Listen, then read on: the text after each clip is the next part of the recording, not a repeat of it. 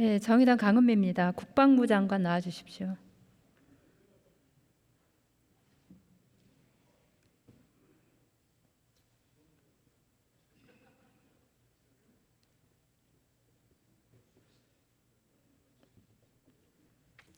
장관님 자료를 봐주십시오. 수변 수색을 하던 장병들에게 바둑판식으로 무릎까지 물속으로 들어가라고 지시한 거 임성근 사단장입니다. 맞습니까? 요 내용이 카톡방에 돌아다니는 내용이긴 하지만은 이것이 조사 결과라든지 또 사단이 직접 지시했다라든지 이것은 명확하게 나오지 않은 것으로 저는 알고 있습니다. 어쨌든 이 내용으로 보면 이 사단장이라고 하는 것은 임성근 사단장 맞죠? 네, 그렇습니다. 네, 영상을 보겠습니다. 네, 최수근 상병이 실종되기 2시간 전에 실종 장소 인근에서 소방대원들이 수색 작업을 진행하고 있습니다. 구조에 있어 가장 전문성이 높다는 소방대원들도 로프를 이용해서 인간띠를 만들어 걸어가고 있습니다. 이조차도 쉽지 않아 보입니다. 근데 하천에서 수색과 구조훈련을 받지 않은 해병대 장병들이 구명조끼, 부한, 확보 로프도 없이 안전하게 실종자를 구조할 수 있습니까? 안전장구가 있는 것이 훨씬 도움이 된다고 봅니다. 그래서 어떤 문제가 발생했습니까? 현장에서 어떤 문제가 발생했냐고요? 그래서 그 집안이 침하되면서 5명이 이렇게 물에 급류에 휩쓸게 된 겁니다. 정확하게 말씀을 해주세요. 정확하게 어떻게 됐는지 모르십니까? 원래는 지시는 장화 깊이까지만 입수하라고 지시했는데 현장에서 허리 깊이까지 들어가서 수색을 하게 되었고 그 과정에서 집안이 침하되면서 5명이 급류에 휩쓸리게 됐고 그중에 4명은 구조되어서 나오게 되고 1명만 자, 장관님. 자, 구명조끼도 없고 로프도 없고 그리고 팔 벌려서 서로 손이 닿지 않는 곳에서 그 상태에서 물속에 들어갔습니다. 그 물속이 무릎 높이였지만 그것이 허리 높이까지 갈지 발목 높이였지만 더 깊이 갈지 알 수 없는 상황입니다. 알 수 있습니까? 예, 예측하지 못하는 그런 상황도 있을 수 있다고 봅니다. 그러니까 근본적으로는 안전장치를 하지 않고 그 위험한 곳에 물속에 들어가라고 한 것이 잘못이지 무릎 높이였는데 허리 높이까지 갔다 이렇게 말씀하시면 안 되는 겁니다. 이거 안전합니까? 보십시오. 당시 최상병과 함께 8명이 병사들이 높낮이가 불규칙한 하천을 수색하다가 갑자기 바닥으로 가라앉았습니다. 강한 유속에 휩쓸렸고요. 5명은 자력으로 구조됐지만 2명은 선임들의 도움으로 그리고 결국 최상병은 구조되지 못했습니다. 다음 화면을 보겠습니다. 구조 작업에서 안전 지침은 매우 중요합니다. 보시지만 실제로 후면으로 신중히 접근해라. 그리고 다양한 조치들이 다 있습니다. 이런 조치들을 하나도 하지 않았어요. 중대재해에 처벌받아야 될 정도의 상황입니다. 어떻게 보십니까? 물론 안전장구를 다 갖추고 했어야 되는 건 맞는데 그런 아쉬움은 분명히 있습니다. 있지만 그 당시 상황이 워낙 긴박한 상황이다 보니까 어떤 긴박한 상황이었는데 안전조치 안 하고 들어가 실종자를 최대한 조기에 실종자들을 찾기 위해서 장병들은 그냥 내몰려서 다 죽어도 되는 겁니까? 그렇지 않습니다. 지금 그렇게 될 수 있는 상황에서 내몰린 거 아닙니까? 보십시오. 자, 이 사진은 7대대장과 11대대장이 수속 전에 카카오톡 업무망을 통해서 우려를 제시한 겁니다. 그런데 이런 하급 간부가 우려를 제시했는데도 사단장은 아무 지시가 없습니다. 안전에 대해서는. 다만 빨간 위에치 옷을 입어라. 그 다음에 팔 벌려서 바둑판 방식으로 해라. 그리고 사진을 잘 찍히게 해라. 이거 홍보하게 추중했지 실제로 이들이 제대로 구조하는 것에 신경 쓴 거라고 볼 수 있습니까? 의원님, 이 문제는 사망에 이르게 한 원인이 무엇인가 하는 판단은 제가 정확하게 판단하기 어렵습니다. 왜냐하면 그것은 경찰 수사를 통해서 판단이 될 것이고 그래서 사단장을 포함해서 제가 답변 좀 드리겠습니다. 아니 구명조끼 조끼를 안 입고 들어간 게 안전대책 아니, 위반이죠. 제가 답변 드리고 있는데 좀 시간을 주십시오. 그래서 그 사단장을 포함해서 6명이 경찰로 이첩되었습니다. 그래서 정확한 수사를 해서 사망에 이르게 한 원인이 뭐냐, 그것을 정확하게 수사를 할 겁니다. 거기에 맡겨둬야지 제가 여기서 답해서 누구가 죄가 있고 누가 없다, 누가 사망에 이르게 한 원인을 제공했는지 제가 판단하기 어렵습니다. 거기에 대해서 질문을 자꾸 하시면은 제가 답변 드리는데 제한이 됩니다. 장관님, 이거는 그냥 수사 능력 없고 그냥 초등학교 저학년만 보더라도 이런 방식으로 구조하라는 건 위험하고, 이 위험한 지시를 한 사람이 명백하게 업무상 과실치사라고 볼 수 있는 상황입니다. 그런데 다음 화면 보겠습니다. 작년 포항의 침수 지역에서 민간 구조 성과를 낸 임성근 사단장에 윤석열 대통령이 직접 전화를 걸어 치하를 했습니다. 22년 9월 달에 단시 거듭된 수해 피해에도 불구하고 대통령으로서 부적절한 대응을 했다는 비판에 직면하던 윤 대통령에게 공을 인정받은 겁니다. 해병대에서 임성근 사단장이 대통령을 구했다는 말까지 들었습니다. 대통령이 보훈을 위해서 임성근 사단장 구하기에 나섰고, 장병들이 생명과 안전을 우려했던 7대대장과 11대대장이 모든 책임을 뒤집어 쓰려고 하는 거라고 보여집니다. 이태원 참사랑 똑같습니다. 고위 공직자들은 기소되지 않고 일선 실무자들에게 책임이 전가됐습니다. 고위직은 대통령이 지켜주니 안심해도 되는 겁니까? 의원님 지금 말씀하신 그 스토리는 일부 언론에서 돌아다니는 내용으로 제가 이해하고 있는데 이것은 전혀 사실이 아닙니다. 그렇게 오해하실 필요가 없습니다. 그 오해가 아니라요, 실제로 그 내용으로 봤을 때 모든 사람들이 판단할 수 있는 것이고 나중에 밝혀지겠지만, 이 문제 자체를 마치 없는 걸로 한 지금 국방부의 태도 자체가 문제입니다. 지금 의원님, 최순명의 안타까운 죽음 이후에 유가족에게, 국민께 머리 숙여 사과한 적 있으십니까? 여러 차례 했습니다. 여러 차례 했습니까? 많은 분들이 했습니다. 예, 그렇습니다. 저는 한 번도 확인을 못했습니다. 언론에 계속 하긴 했는데 제대로 된 사과하고 이 유가족께 죄송하다는 말을 못했다고 들었습니다. 여러 차례 했고 제가 또 유가족분들께 2차례 서한을 통해서도 제 뜻을 전달했습니다. 자, 이 자리에서 제대로 한번 사과 한번 하십시오. 유가족과 국민들께. 그런 불의의 사고를 겪게 된 유가족분들께 송하다는 말씀드리고, 국민들께는 이러한 혼란이 야기된 점에 대해서 안타깝게 생각합니다. 저희 군은 다시 이런 일이 재발하지 않도록 재발 방지 대책을 강구해서 앞으로 더 좋은 모습으로 국민의 신뢰를 받도록 그렇게 노력하겠습니다. 그러니까 이제 국민들이 우려하는 것은 장관이 장병들의 안전보다 대통령 심기가 더 중요하게 생각하는 거 아닌가. 임 사령관의 보훈 면책과 박정훈 수사단장의 억지 기소가 우리 해군대와 군 장병들의 자존심, 사기를 떨어뜨리고 있다고 보고 있습니다. 그렇게 청년은 불안하고 네. 앞으로 군대에 보내야 할 부모들은 걱정됩니다. 이런 군대에 우리 아이 맡겨도 되는 건지 어떻게 안심시키겠습니까? 좀 더 안전한 군이 될 수 있도록 저희들이 각고의 노력을 하겠습니다. 그래서 이 수사가 제대로 돼야 됩니다. 적당히 유해 잘못한 사람들 다 면제해주고 꼬리 자르기 식으로 조사한다고 하면 어떻게 군대를 믿고 자식들을 보낼 수 있고 장병들이 안전하다고 생각하면서 군대 갈 수 있겠습니까? 제대로 수사해야 됩니다. 의원님, 저희들이 위에 제외시키고 이게 아니고요. 저희들 경찰에서 본격적인 수사를 하게 됩니다. 그래서 사단장도 거기에 지금까지 한 행태가 그런 거 아닙니까? 의원님께서 말씀하신 그 형태라고 좋습니다. 하는 것은 언론에 돌아다니는 잘못된 그런 많은 뉴스를 보고 이해하시는 것 같은데 그렇지 않습니다. 언론에 보도된 것만을 이야기하는 게 아니라요, 여러 의원들이 구체적인 자료를 가지고 상임위에서 의결해서 이야기를 하는 걸 가지고 이야기를 하는 겁니다. 들어가도 좋습니다. 들어가십시오. 외교부 참관 나와주십시오.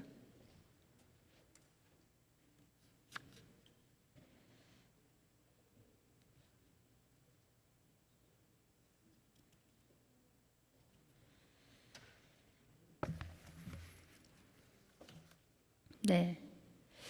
북한과 러시아 간 우크라이나 전쟁에 쓰일 무기 공급 논의가 오가고, 이르면 다음 주에 만나서 무기 거래를 논의할 수 있다, 이런 사실을 확인하셨습니까? 그거는 이제 지금 그 한미 간의 협력을 비롯해서 그런 정부 문제에 대해서 더 긴밀히 협력하고 있고요. 또 그 관련 동향을 계속 주시해 오고 있습니다. 그러니까 한미일 공조 강화가 결국은 북중로의 거리를 좁히는 상황이 됐고, 그래서 결국 북한과 러시아 간 무기 거래로 나타나고 있다고 보는데 어떻게 보십니까?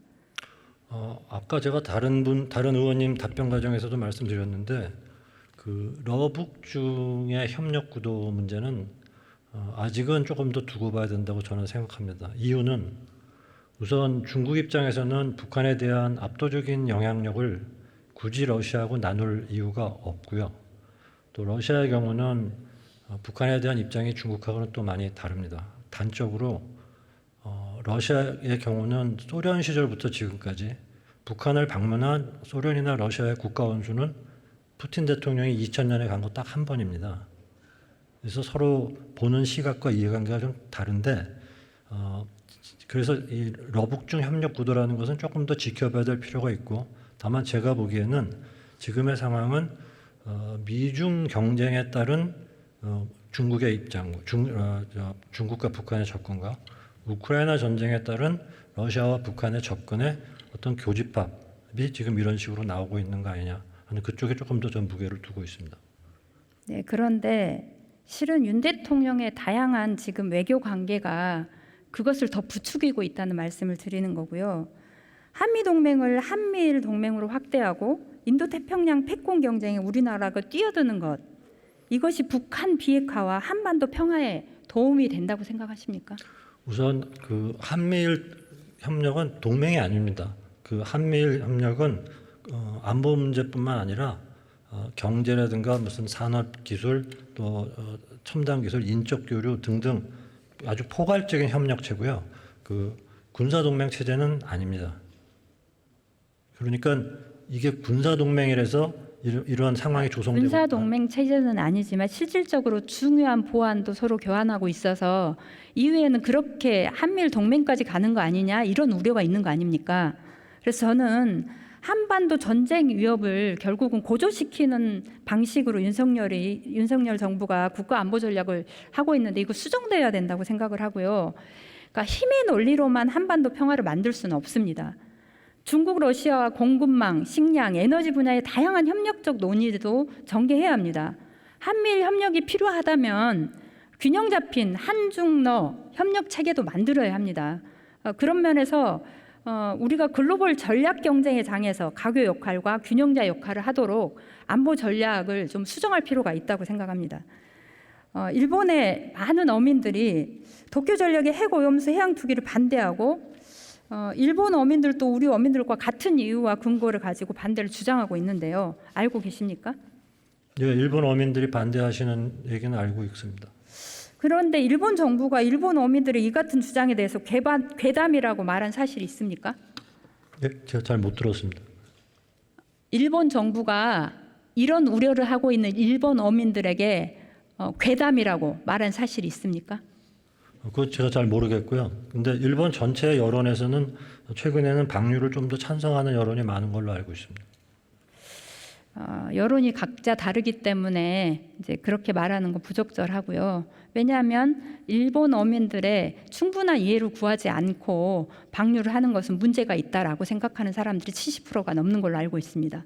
예, 근데 그건 정부 정책에 반대하는 야당과 80%가 넘는 국민의 요구와 주장을 괴담으로 몰아가는 거 정상 국가에서 있을 수 있는 일입니까? 저희 정부가 얘기하고 있는 것은 이 후쿠시마 오염수 배출 문제에 대해서 과학적이고 객관적인 근거에 따라서 판단하자는 뜻으로 알고 있습니다.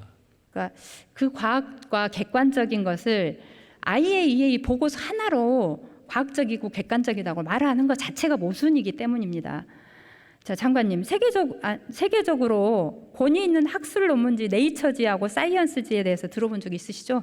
네, 알고 있습니다. 자, 이 학술지의 논문이 실리면 그 논문은 과학적 검증이 인정된다고 하는 것도 알고 계시죠? 네. 네.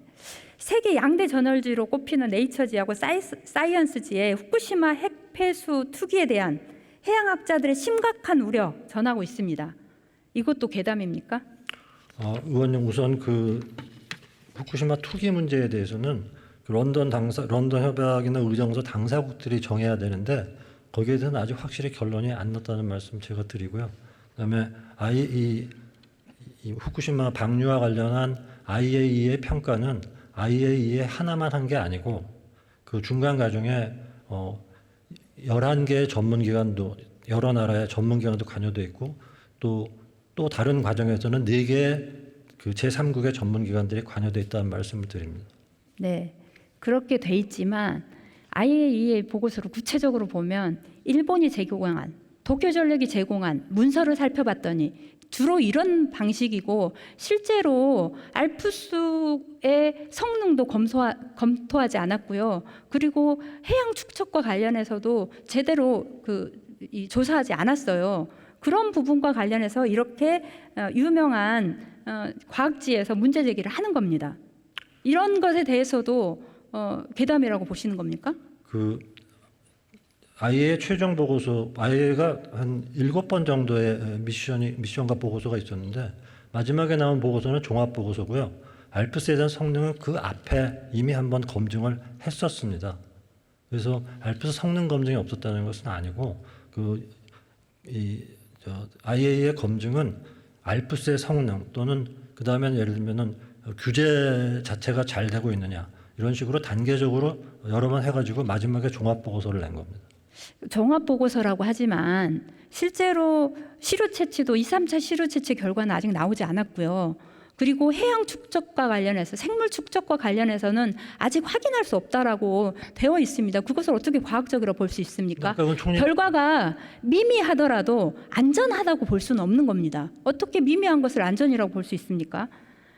환경정책기본법 8조 1항에는 사전 예방의 원칙을 담고 있습니다. 사전 예방의 원칙에 따라서 일본 정부에서 핵오염수 방류를 하지 말라고 명확하게 전해야 하는 게 저는 윤석열 정부의 그 태도라고 생각하고요. 그렇게 태도를 취하지 않은 것이 저는 환경정책기본법 위반이라고 생각합니다. 어떻게 보십니까? 의원님, 근데 이 방류 얘기는 뭐 1, 2년 전에 나온 게 아니고요.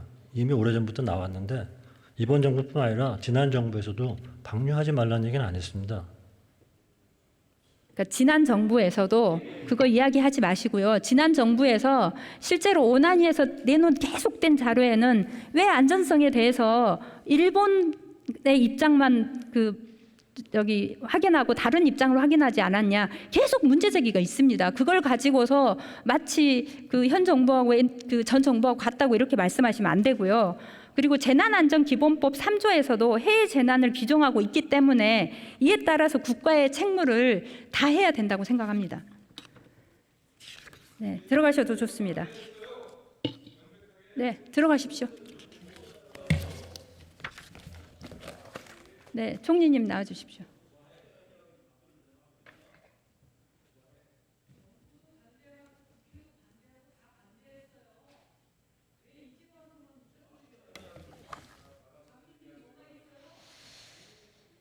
자, 미국에서 우리 지금 동해를 일본해로 단독 표기했습니다. 어떻게 생각하십니까? 그거는 여러 번 논의를 계속 하고 있는 상황인데요. 현재까지 반영이 안 되고 있습니다. 그런데 제대로 의사 표시는 했습니까? 물론이죠. 그거는 계속 의사 표시를 하고 있고 또 국제적인 회의가 있을 때마다 그 문제를 계속 지금 제기를 하고 있습니다. 네. 총리께서 22년 9월달에 일본의 아베 전 총리 조문을 다녀왔는데요. 그때 기자가 대법원의 강제동원 배상 판결이 국제법 위반 아니냐 이렇게 물었을 때 총리께서 국제법적으로 보면 일반적으로 이해되기 어려운 일이 일어난 건 사실이고 그것 때문에 대한민국이 신임도에 손상을 받은 것도 사실이다. 꾸준히 소통해서 크레딧이 돌아오도록 할 수밖에 없지 않나 생각한다. 이렇게 말씀하셨는데요. 죄송합니다. 다시 한번 좀 말씀해 주시겠습니까? 지금 대법원 판결 강제동원과 관련해서 대법원 판결에 대해서 일본은 국제법 위반이라고 하고 있습니다. 총리께서 국제법 위반이라고 보십니까?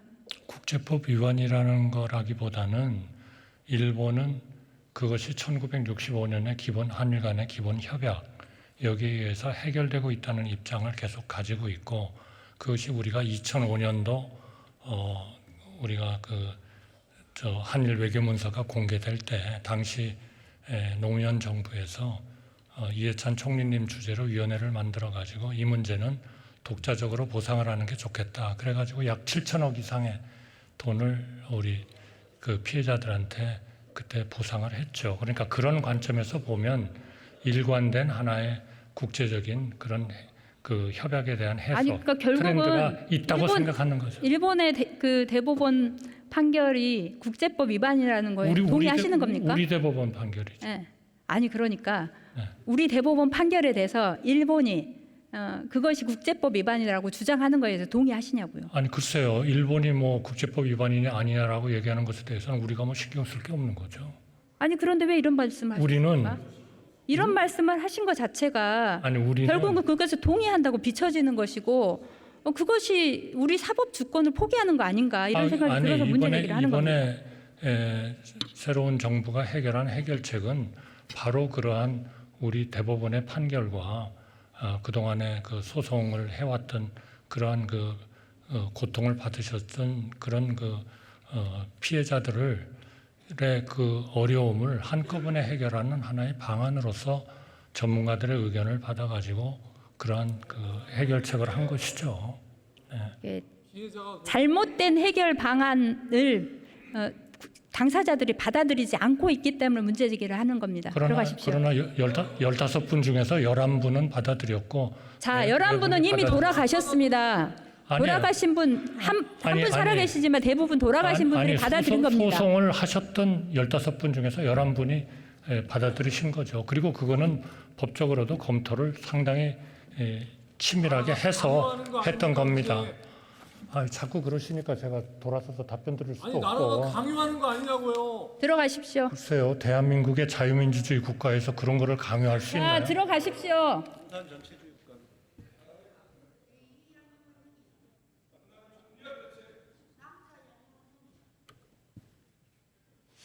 존경하는 김용주 국회 부장님과 동료 선배 의원 여러분, 저는 오늘 대한민국의 국익보다 미국과 일본의 이익에 충실한 윤 정부를 국민께 고발했습니다.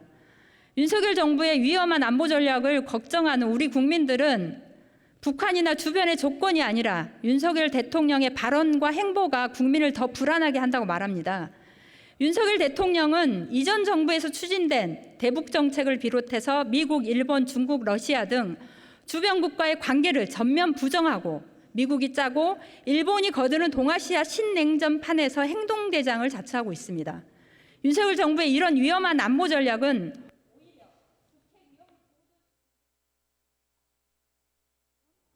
중국, 러시아 등 주변국들과의 경제 협력 관계를 극도로 악화시키고 있습니다. 최고의 안보는 평화입니다. 우리 국민과 세계 시민이 바라는 것도 평화와 공동의 번영입니다. 우리 국민과 세계 시민은 북한의 핵무장과 러시아의 우크라이나 침공을 반대하는 것과 마찬가지로 미국과 일본의 신냉전 국제질서 재편을 반대합니다. 우리는 한반도 평화를 바라는 세계의 모든 평화 세력과 함께 윤석열 정부의 위험한 안보 전략을 멈춰 세워야 합니다. 감사합니다.